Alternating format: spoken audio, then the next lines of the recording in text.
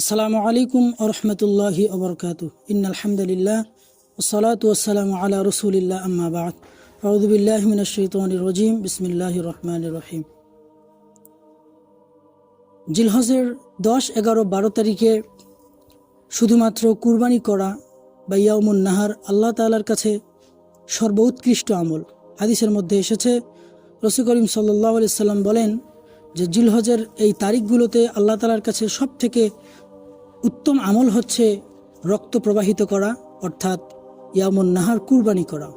আর এই কুরবানি করার ক্ষেত্রে আমাদের কিছু বিষয় খেয়াল রাখতে হবে।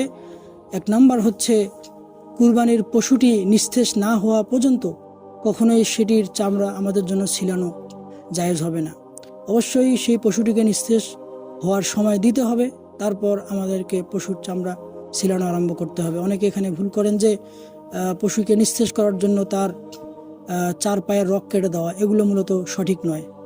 আমরা যেহেতু পশু কুরবানি করছি আল্লাহ তাআলার জন্য, সেহেতু একটু সময় দিয়ে পশুটির ব্যাপারে আমাদেরকে সহানুভূতি প্রদর্শন করতে হবে। আল্লাহ তাআলা আমাদের সকলকে আমল করার তৌফিক দান করুন।